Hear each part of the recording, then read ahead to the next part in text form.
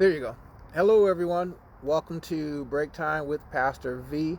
Linda, I hope you make it back. I saw you coming on just as I lost a connection there. But anyway, thanks everyone for being here. As you come on, please say hello and let me know where you're listening from. And I am just grateful that you are a part of this ministry.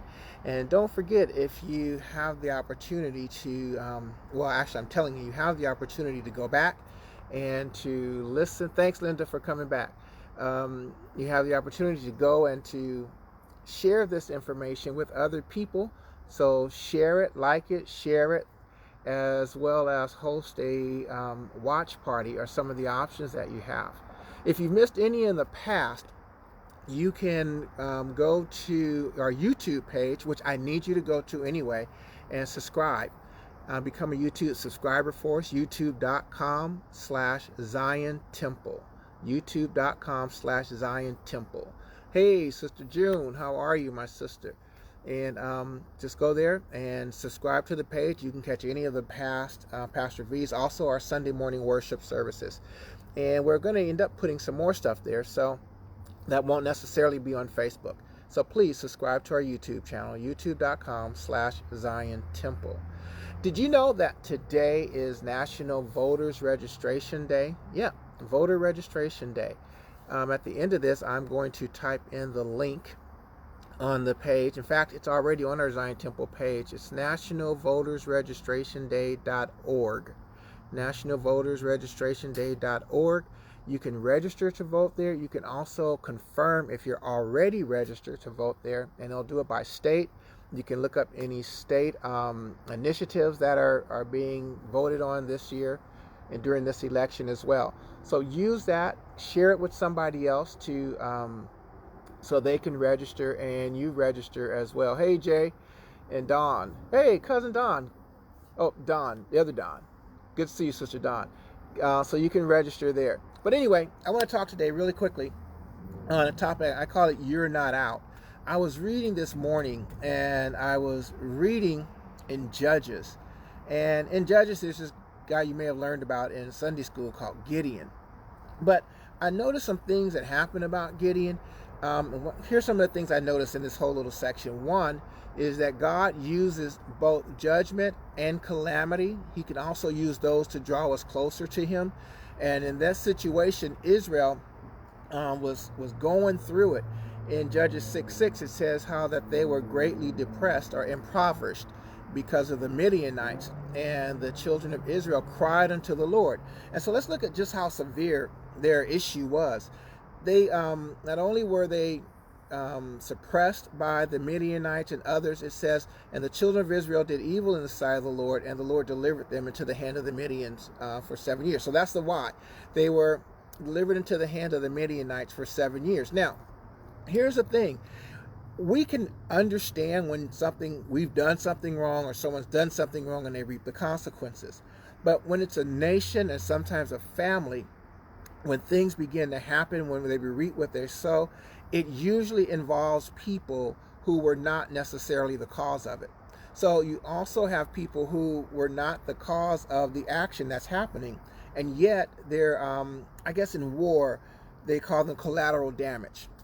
And so, maybe you're the collateral damage, but here's what I want to encourage you, that God is still there, that God still will use you, and that there is a way out. And so the Midianites, says that they were there. There was collateral damage as well. Their situation was so severe that it says that the hand of the Midianites prevailed against Israel, because the Midianites, they were living in caves and mountains and dens. And because of the strongholds, they didn't really have any houses to live in. They were kind of living wherever they could. And also, not only were they living where they could, verses 3 and 4 says that, in Judges chapter 6, that when they came up against them, they encamped against them, they destroyed their increase of the earth. Not only that, there was no sustenance left for them, so they took their food, and when it was time to harvest, they destroyed the harvest, their sheep, their oxes, their asses, and meaning donkeys. But so everything was destroyed. So their harvest is destroyed, their sheep destroyed, their source of food is destroyed. Not only is the source of food destroyed, but the ability to make more is destroyed. And so that's pretty bad. That is talking, when you're there, you have really nothing left. I had a question for you. Have you ever been in a situation where it looked and felt as if you had nothing left? If you have, just type in "been there, done that." I want to give you some suggestions if you're ever in that situation. The first thing we notice is that to be unconventional. Check this out. In verse 11, I have to go back here. In Judges chapter 6, verse 11, it says that the angel came and he found Gideon and his dad by a tree, and that Gideon was in a wine press, but he was thrashing wheat in the wine press. Now, here's what's unique about that. That you don't thrash. A wine press is where you do what? You press wine. They pressed the grapes. It had a big hole in the bottom, and it was like a vat. It was largely flat, but that the juice or the wine from the grapes would drain down in there. But Gideon was pressing wheat there. Why? It says because he was hiding from the Midianites. And so what did he do? He he had an unconventional source. He took what little bit he has. I see a couple of people say have been there, done that.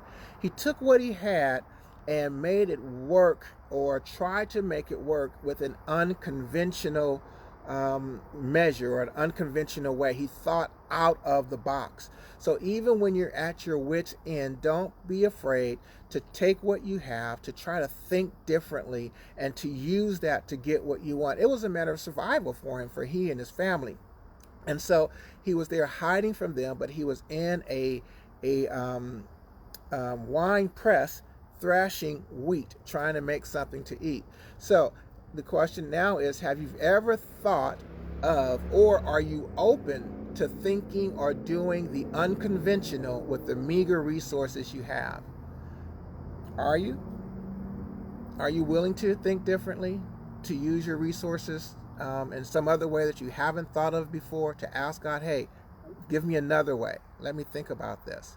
If you are, just type in the word unconventional, which simply says, hey, I'm willing to think differently, and I ask God to help me think differently, to see things differently. Second thing, so think in unconventional ways too.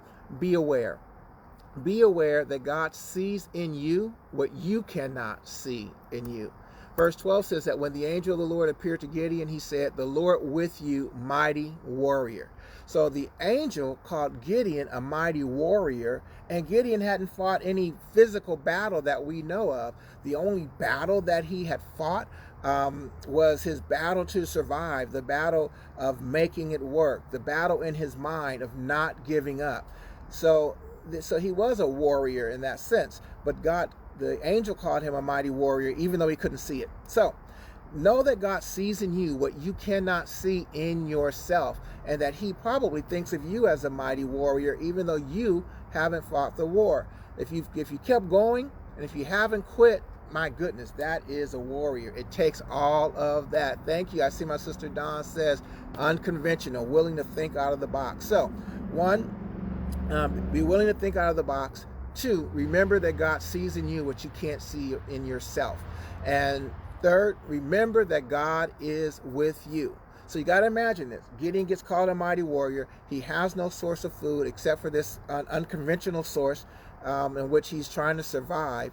And he has some questions for God, because Gideon says, hey, you got the wrong person. I'm not the warrior you're thinking about. In fact, he says, okay, if you're with us, God, then why is all of this happening? You ever thought that one? Hey, I have. Lord, are you sure? Why is all this happening to me?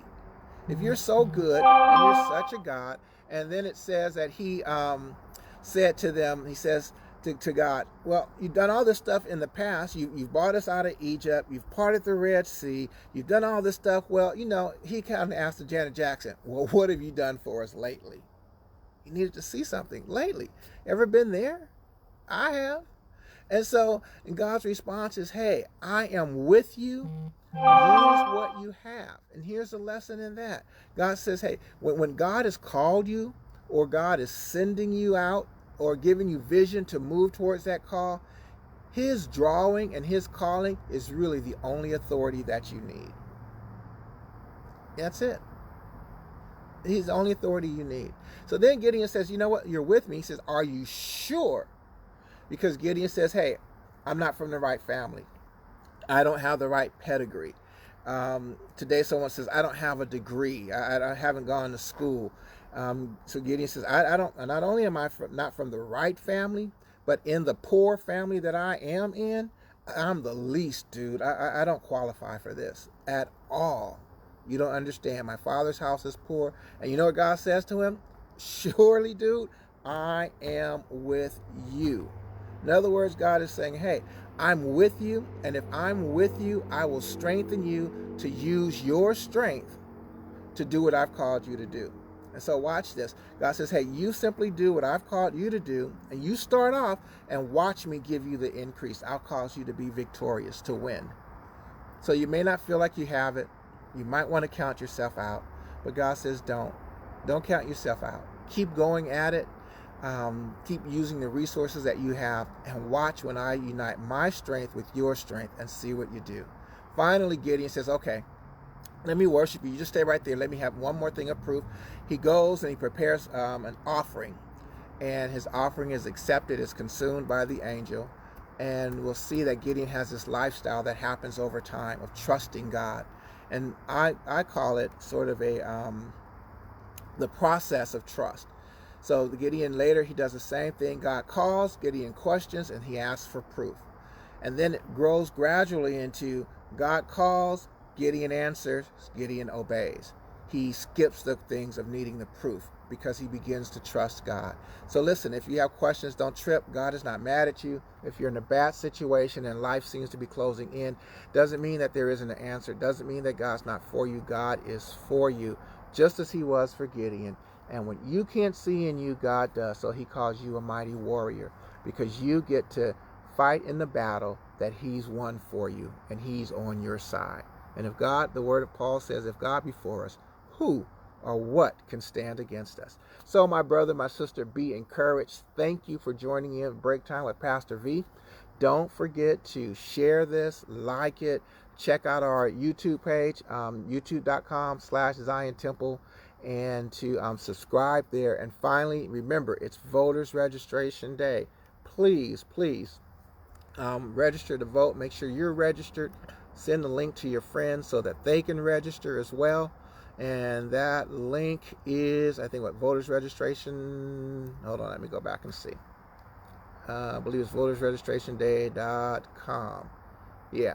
So go ahead and check that out and make sure that you're registered. All right. Oh, no, it's National Voters Registration Day. Okay, nationalvotersregistrationday.org. God bless you. Have a great one. See you tomorrow at the same time.